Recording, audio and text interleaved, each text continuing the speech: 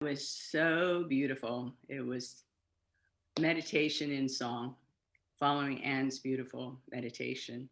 I just felt so, well, swept away with the beauty of it. Mm. Thank you. Take a deep breath. Take a deep breath. Come out of that wonderful meditative state. So, I have a question for you. Have you ever had a word or a phrase just get stuck in your head? It just, whatever it is, it popped into your head and doesn't want to leave you.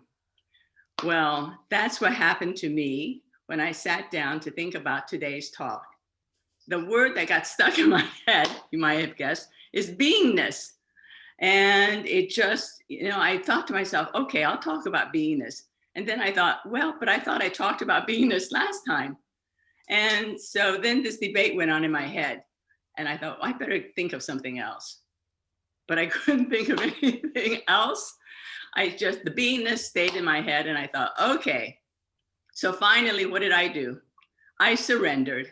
And I had an aha moment. I thought, wow, that's an important life lesson. Learn when to surrender. So I just surrendered and I thought, okay, what am I going to say about beingness?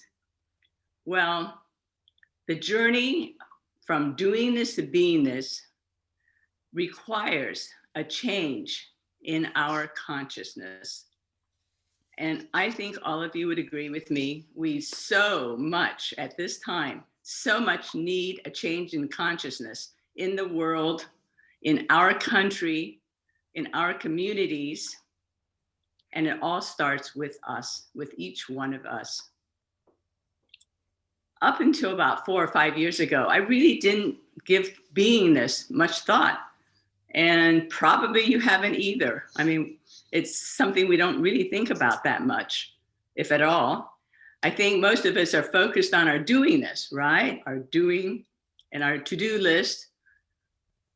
But whether we focus on beingness or not, this journey of going from doingness to beingness is one that we all take, whether we're conscious of it or not.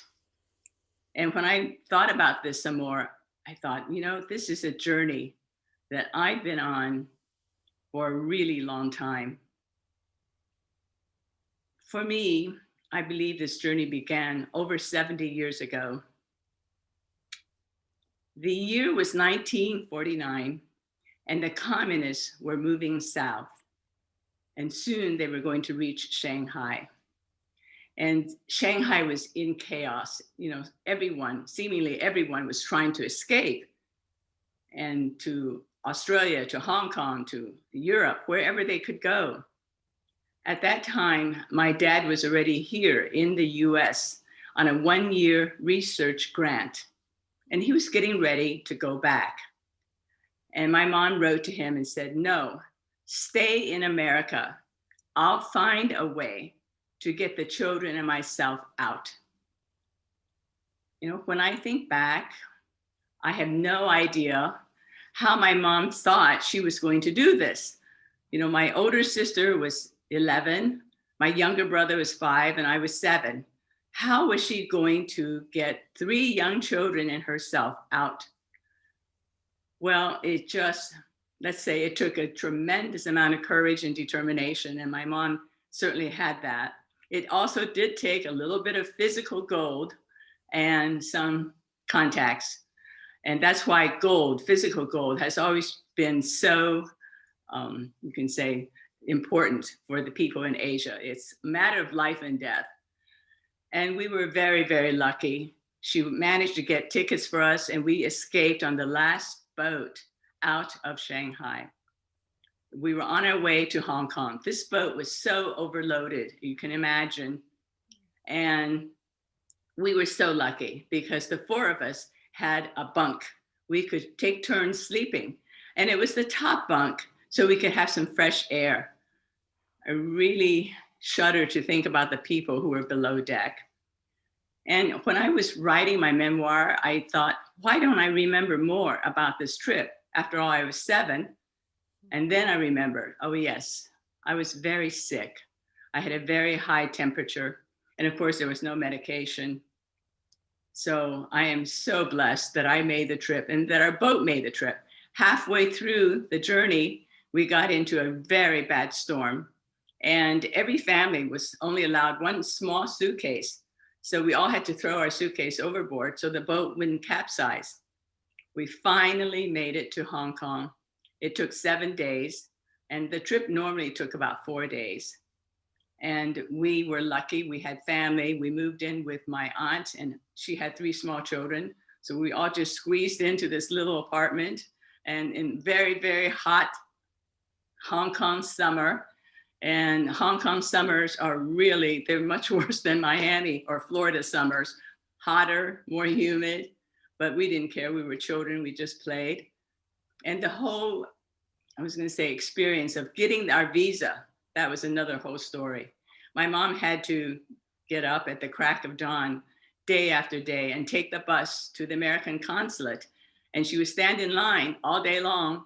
And before she ever got in the door would close. You know, that would be, she did this day after day. I really don't know how many days, but I know it was a couple of weeks before she finally, one day, got inside the door before they closed.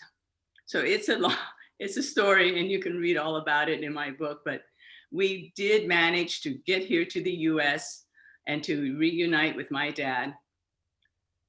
I grew up in a small town in Ohio, and we were the only Asian family, but we were very lucky. We were in part of a church community, and they were very caring and kind and helped us so much in the early days. Now, I share this story with you because our stories are unique to us, and yet they're universal. And this story, besides just, you know, being a matter of life and death for our family, it really gifted me at a very young age with this great feeling. It was a feeling, a deeply felt sense of gratitude. Now, I was too young. I mean, I didn't know gratitude in English or in Chinese, but I felt it. I just, from a very young age, I always felt so, so lucky that I could be Chinese American. And my whole life, I've been so proud to be Chinese American. I would say that like one word, Chinese American. And this deep sense of gratitude, of course, you know, I say gratitude is the best attitude. It was such a cornerstone for me all my whole life and growing up. And it helped me, I think, become more positive. I was gonna say so positive. Well, positive. And I've always felt that the glass is half full, never half empty. You know, this really reminds me of a short story. When I took early retirement, I decided to move to Beijing. I was following a dream, and to study Chinese and reconnect with my roots. And in the beginning, I was working part-time, helping students who wanted to go, you know, they wanted to go abroad for their schooling. And the school asked me to give a talk. And the title of my talk was Cross-Cultural Communication, Perspectives of a Chinese American. And it was in a huge hall. Everything in Beijing is huge. I think 900 students. And I gave my talk, and the best part for me always is the Q&A. And so when the Q&A started, a young man in the front row or the second row popped his hand up, and he said, "So who do you love more, America or China?" And without even thinking, I asked him, I said, "Who do you love more, your mom or your dad?" And that was, of course, the perfect answer, because he and the people, the other students, they could relate with that. It's love, but it's a different love. And I went on to say, you know, America is always known as Uncle Sam, and China is always known as the motherland. Even today on TV, the broadcasters will refer to China as the motherland. So I think that really, I don't know where the answer came, but you know, those moments when it just comes. And I was so grateful that I was able to answer in a way that he could really understand. So this pride of you know, being Chinese American, yes, I think I will share another story with you. I love stories.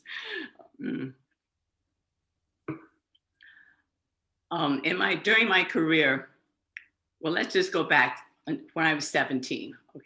When I was 17 in high school, and you were thinking about where do you want to go to college? What do you want to do when you grow up? My dream at the age of 17 was to major in international relations. And then after graduation, I would take the State Department exam, and then I would work my way up and eventually one day be a diplomat to help the relationship between China and America. That was my dream as a 17-year-old. But of course, I got married young, started a family young. So that dream kind of just, it disappeared.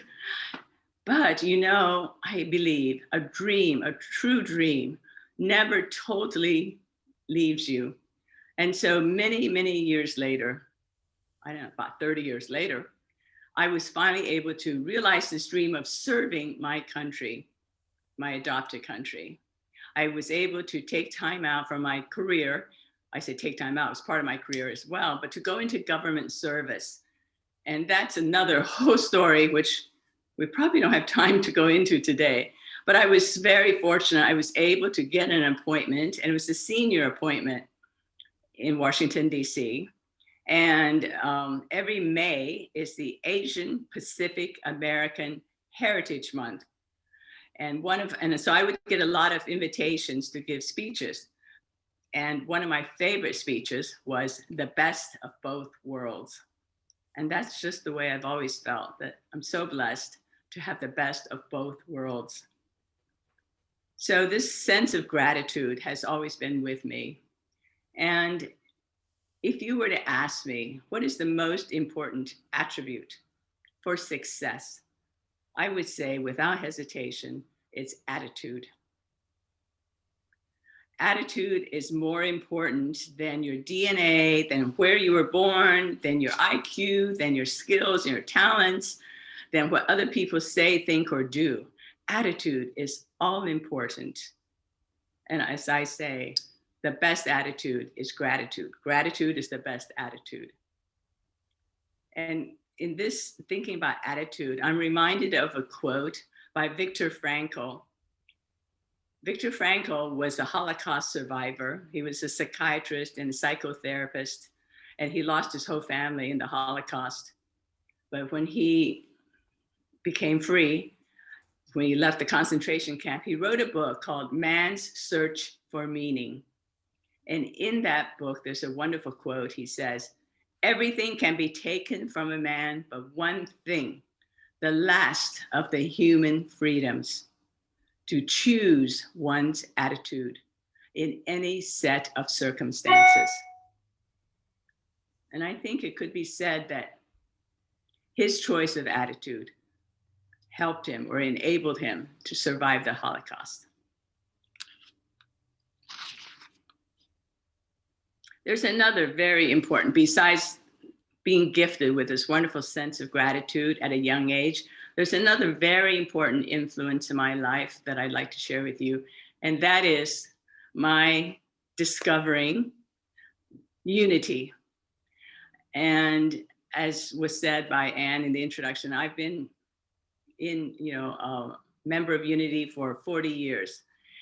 But even before Unity, I was introduced to the very similar principles of Unity, science of the mind. At the time, this was in the mid-70s, we were living in the Philippines. And, at that time I was a wife, mother of 2 small children. And a friend of mine, she was a Filipina, a good friend of mine, wanted me to go with her to hear a lecture. But she couldn't tell me a thing about what the lecture was about. She had no idea how to explain it. I don't think she knew herself. And I thought, okay, fine. She's a dear friend. I'll go with her. She wants me to go. And, there's some things that happen in life that really stand out in your mind and you never forget.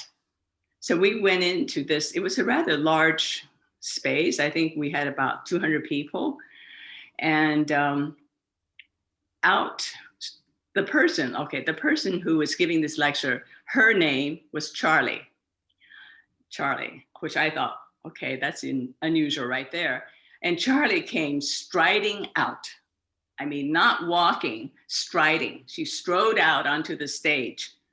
And Charlie was in all white, head to toe, including her shoes. And she stood in front of this enormous, enormous whiteboard. And Charlie spoke, I think, faster than anyone I've ever heard speak. And she wrote on the whiteboard as fast as she spoke, legibly. And this went on for about 3 hours. She was a phenomenon. Charlie had studied in the US for several years and science of the mind. And as I sat there listening to her, I thought, oh my, I'm listening to heresy. I grew up as a Seventh-day Adventist, very traditional. And this was just, to me, it was like, but she was very persuasive. And she managed to persuade, I think, half the room to sign up, register, and take a 3-day seminar. And it was not cheap. It was quite expensive. And I had to convince my then husband to give me the money so I could go to attend this seminar. And I'm a note taker, so I took voluminous notes. But I just, as I said, I was so really excited and upset and thought that she was speaking heresy. And, what does she mean? The God and I are one, and, that I have all this power. And I thought it was God the Father, God the Son, God the Holy Spirit, somewhere. I didn't know where, but not in me. And there's one, out of all that she shared with us, one thing that really resonated so deeply was the fact that my thoughts create my experience. Do you know if you're discovering that for the first time, it's like, oh my God, what have I been thinking? Oh my goodness, I really better watch my thoughts. That I found it so scary, but scary and liberating at the same time. And I was so excited by what I was learning. And over time, it became less scary and more liberating. Okay, so my experience of discovering serendipitously, I love it, serendipitously discovering unity. It was 1980, and I was in New York City getting my MBA from Columbia Business School. And I was renting an apartment on the West Side in the 70s. And it was Sunday morning, and I'm taking a walk in the neighborhood, and I walk by Lincoln Center. Lincoln Center is on the West Side in the 60s. And I saw all these people going up to Avery Fisher Hall, which is the large concert hall. And being curious, and curiosity is a great trait to have. Being curious, I thought, I wonder what's going on. So I walked up to find out, and I find out it's church. I thought, wow, I've never been to any church like this. I mean, not that size and not in concert hall. So I thought, well, I was casually dressed, but I thought I was okay, decent. I was there already, so why don't I just join and see? So some of you may know this, but this was New York City, Lincoln Center, 1980. Guess who was the minister? I don't hear anything. Of course, you're all on mute. It was the one and only Eric Butterworth. The one and only Eric Butterworth. And his wife, Olga, was the one that gave the meditation. I had never sensed, or I don't expect to ever hear anyone give a meditation the way that Olga gives a meditation. It was just ethereal. It was amazing. And then the music, the man who sang, I swear he came from Broadway. So brought down the house. And there you go. Eric Butterworth, Olga Butterworth, Broadway music. Of course I fell in love with unity. So I fell in love with first experience. But I will say that something that really resonated deeply with me was at the end of the service, we held hands and sang the peace song. And that resonated so deeply with me. And after the service, I kept on with my walk. That song just kept going in my mind. It wouldn't leave me. Let there be peace on earth and let it begin with me. I've just always, that's one of my favorite parts of the Unity service, is singing that song. So that's my story. And ever since then, yes, and I even went on a weekend retreat with Eric Butterworth. And ever since then, whatever city I'm in, I search out a unity. I have actually lost track of my time. I don't usually do that when I talk, but I think I've lost track of my time. I will leave more time. I'd like to close by reading to you a short, it's not exactly an article, but a short piece that I wrote 3 years ago. And I titled it, Doingness versus Beingness. Have you ever given any thought to the issue of doingness versus beingness? In the past few months, this question has been on my mind a lot. Not the least reason, I suspect, is my feeling of guilt for not doing more. We live in a society that promotes and prizes setting and achieving goals, productivity, and action. For nearly all my life, I focused on doing and achieving, especially my years climbing the corporate ladder, and it worked well for me. After leaving the corporate world, I made a conscious decision to nurture and trust my intuition and to listen to my heart. It's been a journey of nearly 2 decades and has led me to where I am now, with an increasing desire to focus more on beingness than doingness. Being what, you ask? Being joyful, playful, loving, kind, compassionate, considerate, happy, inspiring, open, curious, and many other wonderful states of beingness.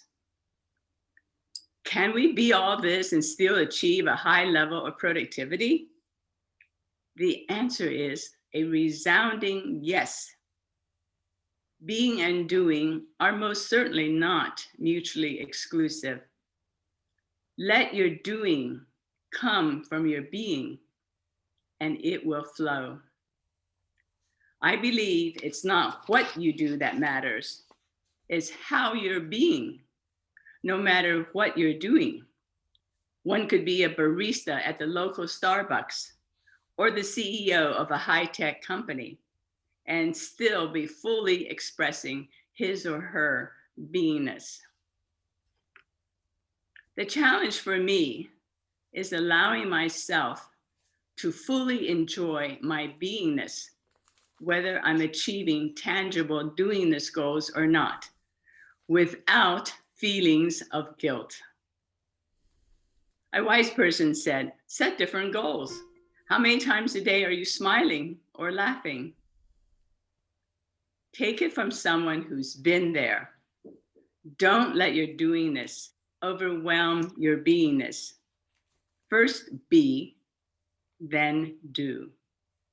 And whatever you're doing will be a reflection of your magnificent being.